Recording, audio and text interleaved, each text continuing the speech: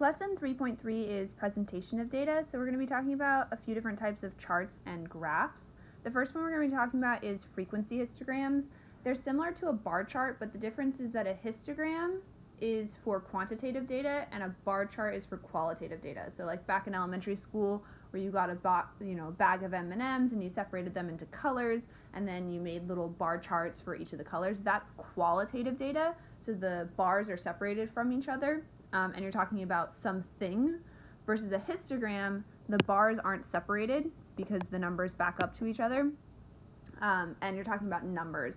Our y-axis is frequency, how many times something shows up, and then our x-axis is whatever the variable that you're looking for. So for example, daily number of visitors to a zoo versus how many times that number shows up. The way that you draw is you find the upper and lower bounds and then draw the bars up to that whatever frequency height you need. So here's an example. Belinda collected data from times from girls and boys in her year group that took a 100-meter run test. So there's 40 data values for the girls and there's 40 data values for the boys. So first we're going to complete a frequency table both for the girls and for the boys, and then from this frequency table we're going to create frequency histograms for both the girls and the boys. So go ahead and pause the video and fill out the frequency table. So here's the frequency tables for both the boys and the girls. Be careful on where your or equal to's are. So for example, this 19 is included in this 18 not included to 19 included. And then this 14, same thing, is included in the 13 to 14 included. So make sure you're careful on which side your or equal to's are.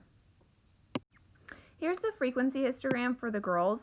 So first thing, whenever you're doing any kind of graph, you want to make sure you use a straight edge. On my iPad, wasn't really able to do that, but whenever you're drawing any kind of line, you need to make sure you're using a straight edge and make sure you're scaling. This paper here is 2mm graph paper. It's what the IB uses as their official graph paper. A lot of times they'll tell you how to scale. In this case they didn't, so I just scaled the y-axis by ones because I was only going up here to 10, and then on the x-axis I scaled it by ones, but I started at 11. This little like zigzag here means you're not starting at 0, you have a little space, and then I started at 11. Your y-axis is frequency, make sure you label that. Your x-axis is girls, times, and seconds, make sure you label that. So then to create your frequency histogram in whatever section, so 11 through 12 and 12 through 13 didn't have anything, so I left those blank. At 13 through 14, this group in here had a frequency of 2, so I went up to 2, I drew my line, and I created my box. And then same thing, 5, 8, all the way through. So this is the frequency histogram for the girls. If you haven't already done so, go ahead and pause the video and do the frequency histogram for the boys. Here's the frequency histogram for the boys. Make sure again you label your axes. So the y-axis is frequency, the x-axis is boys, times, and seconds. Scale, use a straight edge whenever possible, and then just match up the frequency you have in your frequency table with what you want in your histogram. The nice thing about these is if you put them side by side, you can easily compare girls times and boys times together, and you can kind of see that the boys here are shifted a little bit towards the faster speeds, the girls are shifted a little bit to the slower speeds, and you can kind of look at the two of them graphically. Part C says the PE teacher was interested in comparing times beyond just looking at the two histograms. So go ahead and pause the video and use the raw data over here to fill out this data table. Keep in mind that lower quartile is 25% of the way into your data, the Q1, the median of your lower half of your data. Your median is 50% of the way through your data, and then the upper quartile is 75% of the way through your data, your Q3, so the median of the second half of your data. So down here in the table, the fastest and slowest times are pretty easy because it's just the first and last. So the fastest for the girls was 13.5, the boys was 11.5, the slowest for the girls was 22.5, and the slowest for the boys was 20.5.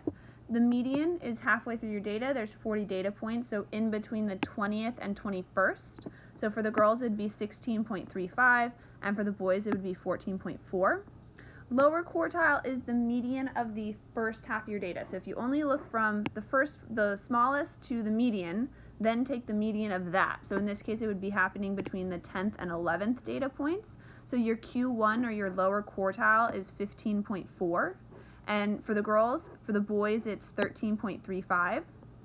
And then the upper quartile, or your Q3, same thing. Look from your median to your slowest time and take the median of that section of the data. So in this case, it would be between the 30th and 31st data points. So for the girls, it would be 17.8, and for the boys, it would be 15.75. We call this data the 5-number summary. We're going to be talking about more about it in the next slide, but this has been frequency tables and frequency histograms. The next data representation we're going to be talking about is box and whisker plots. So we use that 5-number summary that we just talked about on the previous slide, the minimum, the lower quartile, or the Q1, the median, sometimes called the Q2, the upper quartile, or the Q3, and the maximum. So this is what a box and whisker plot looks like. So you have your minimum, you have your Q1, your median, your Q3, and your maximum, and then you have whiskers on the outside and 2 boxes on the inside. So our box and whisker plot, this is what it looks like. 25% of your data lives in each of these sections. So let's say you have data from 40 people. 10 data points would be in this first whisker, 10 would be in this first box, this second box, this second whisker. So all of these are exactly 25% of your data.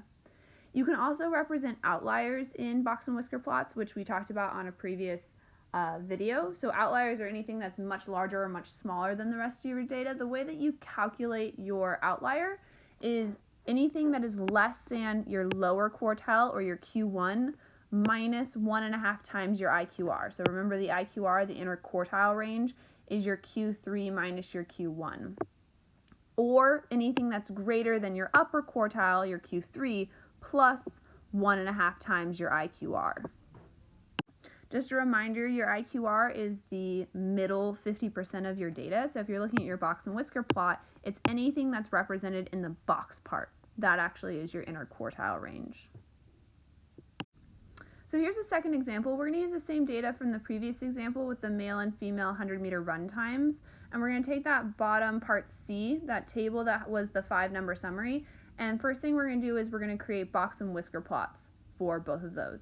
So go ahead and pause the video and create box and whisker plots, and then answer question 1, whether or not the box and whisker plots are symmetrical.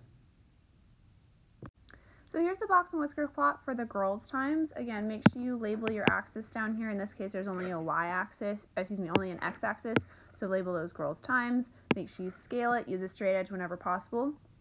So the first line is your min, second line is your Q1, median, Q3, and then your max. And then between the min and the Q1, you draw a line in the middle. From between the Q3 and the max, you draw a line in the middle, and then the top and bottom of your box. So if you haven't already done so, go ahead and pause the video and do the same thing for your boys' times.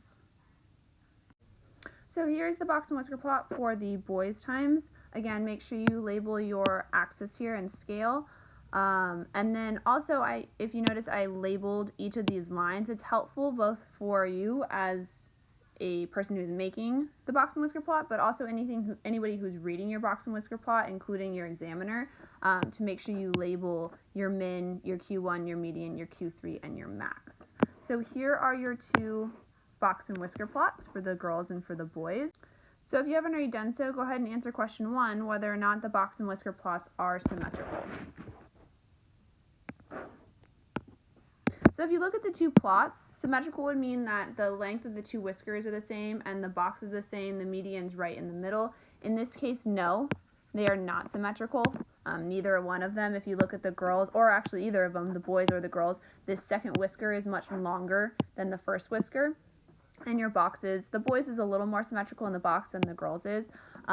Remember, this still is 25% of your data, so there's still 10 times in each of these sections, but the range of the times is more spread out.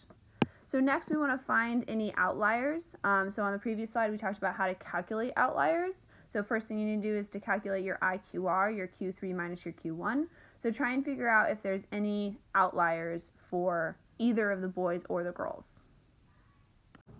So here I've calculated the outliers for the girls. So the IQR is your Q3, which was 17.8, minus your Q1, which is 15.4. So the interquartile range is 2.4. So then your outliers are either anything that is smaller than your Q1 minus 1.5 times your IQR, or your Q3 plus 1.5 times your IQR. So for the lower end, anything smaller than 11.8 would be an outlier. There's nothing smaller than 11.8, so there's no small outliers. And then for the larger side, anything bigger than 21.4 would be considered an outlier. So 21.8 and 22.5 are both outliers for the girls. So if you haven't already done so, go ahead and pause the video and do the same thing for the boys. So same thing for the boys. Your IQR is your Q3 minus your Q1, 15.75 minus 13.35, which ends up actually being 2.4 again. So then small outliers, Q1 minus 1.5 times your IQR, so that would be 9.75. There's nothing smaller than 9.75. And then large outliers, 15.75 plus 1.5 times your IQR, anything bigger than 19.35, so 20.5 is an outlier. So we want to edit our box and whisker plots to show the outliers. So we represent the outliers with crosses. And then your maximum line goes to whatever the biggest value is that's not an outlier. So here are the two box and whisker plots with the outliers noted. So 21.4 now became the maximum for the girls, and then 21.8 and 22.5 were outliers, which we represent with little x's. And then for the boys, 17.7 now became the max, and 20.5 we represent with a little outlier mark. So then this just kind of shows that there's some data that may be skewing the rest of your information. Which data set, histogram, or a box and whisker plot should you use to represent the data? It kind of depends on what you're trying to show. Are you trying to show frequency? If you're trying to show frequency, you would use a histogram. If you're maybe more trying to compare the two and look at just, these values, your 5-number summary, then the box and whisker plot would be more useful. So it really depends on what your goal is. The last data representation we're going to be talking about is cumulative frequency graphs. So cumulative frequency is the sum of all frequencies up to a certain point. So how much have we seen so far? The way that we construct a cumulative frequency table is your y-axis is the cumulative frequency.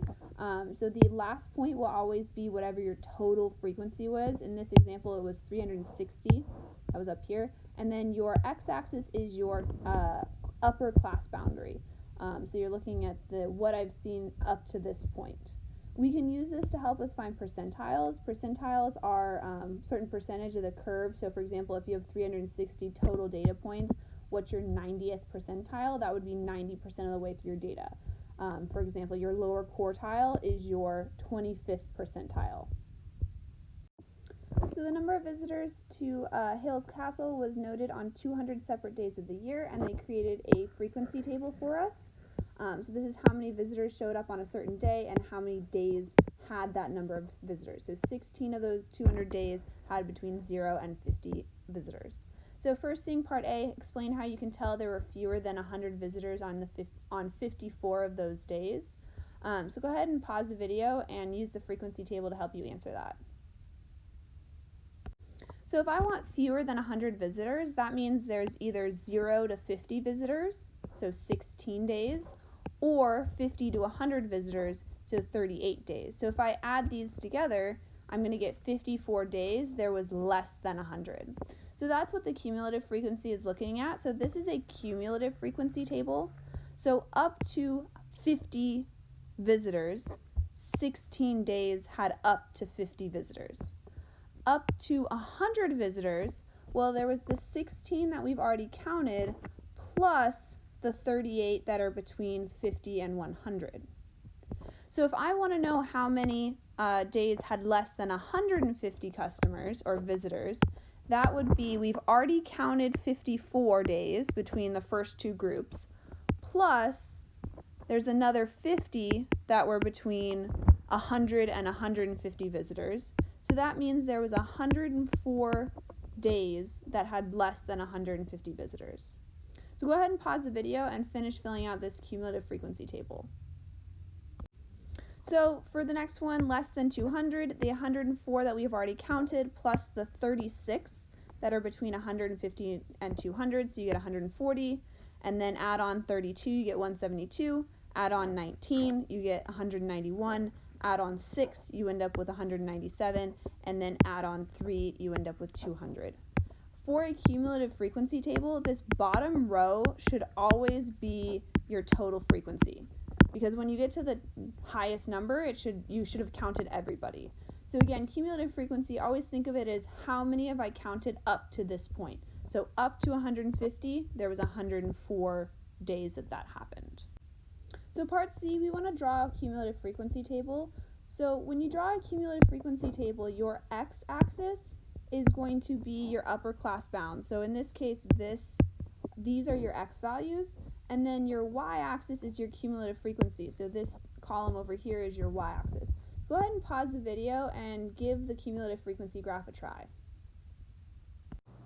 So this is our cumulative frequency graph. Always start again by labeling and scaling your axes. So my x-axis is the number of visitors, and then I went basically up by 25s, but I only labeled the 50s because that was what my table went by. And then y-axis is cumulative frequency, and I went up to 10 all the way up to 200 because that was our total frequency. You start at whatever your minimum data value was. So the smallest data value they gave us was 0, and at that point our frequency is 0. So we have our first point here is 0, 0. And then our first upper class bound was 50 visitors. So that's going to be my first or second really x coordinate. And 50 visitors happened 16 times. So I have the point 50, 16. Our next upper class bound was 100 visitors. And so this is everybody that was less than 50 and everybody that's less than 100. So by the time I get to 100 visitors, that happened 54 times. And then at 150, I'm at to 104. 200, I'm at 140. 250, I'm at 172. 300, I'm at 191. 350, I'm at 197. And then the last point is your highest class boundary, comma, your frequency. So your total frequency, so 400, comma, 200. And then you just connect these in a nice smooth curve, not straight lines, but just a curve through them. So this is your cumulative frequency graph, and we're going to use this on the next slide to help us answer some more questions. So we can use our cumulative frequency graphs to help us gain information about our data. So we have our cumulative frequency graph, and we're going to use it to help us find our median or estimate, this is all going to be estimations, our median, our lower quartile, and our upper quartile. So our median occurs halfway or 50% of the way through our data. So if there's 200 data points, that was our total frequency, then our medians are going to occur at the 100th data point. So I'm going to go over here to cumulative frequency, and I'm going to draw a line from 100 to my curve and go down and figure out what the x value is. So basically I'm using the y coordinate to help me find the x coordinate. So I drew my line. I started at 100, that's our median, our 100th data point. I found where it hits the curve, and then I head down. Straight edges are very important, and I see that it hits the x-axis at about 145. So our median data point was 145 visitors. So go ahead and pause the video and do the same thing for the lower quartile, 25% of the way through your data, and the upper quartile, 75% of the way through your data. So here I did the same thing for the Q1 or your lower quartile. 25% of the way through your data would be the 50th data point. So after 50 days, that would be about 95 visitors. And then 75% of the way through your data, so 150 days in, if you write them in order, I go across, I drop it down, and I end up at about 210. So our Q1 is 95 and our Q3 is 210. So part E says find and estimate the 85th percentile. So again, 85th percentile would be 85% of the way through your data. So if you have 200 data points, you need to find where 85% of the way through that data is, and then do it the same way that we did the median, the Q1, and the Q3. So go ahead and pause the video and try E. So I did the same thing. 85% of the way through 200 data points would be the 170th data point. So I started at 170, went across, dropped down, and found that it was 240. I forgot to write that down. So 240 is the 80th percentile. 170 is which data point. 240 is the number of visitors that represents the 85th percentile. So then the last part is using all this information that we've collected. They tell us that the minimum number of visitors was 25 and the maximum number of visitors was 370. And we want to create a box and whisker plot to represent this data. After you've done your box and whisker plot, determine whether there are any outliers. So in this case, since we don't have the raw data, you can only determine anything bigger than this or anything less than this would be an outlier. So here's the box and whisker plot. They told us that our minimum was 25. We calculated our Q1 up here to be 95. We calculated our median to be 145, our Q3 to be 210, and they told us the max was 370. Make sure to scale and label, make sure straight lines all the way through. Just a little continuity. If you mess up on your cumulative frequency graph and use that correctly all the way through, you can still get credit for everything else. You lose points wherever you mess up. If you miscalculated the Q1 but use that correctly for your box and whisker plot, then you would just lose points at this one point. So make sure, whatever you do, just continue with that throughout. And then the last question asked about outliers. In this case, you had your IQR was 210 minus 95, so the interquartile range was 115. So then Q1 minus 1.5 times your IQR, you got negative 77.5. There was no days that had negative visitors. And then 210 plus 1.5 times 115, anything bigger than 382, but our max was 370. So in this case, there were no outliers in this data. So this has been a long video about data representation. We talked about histograms, we talked about box and whisker plots, and we talked about cumulative frequency graphs.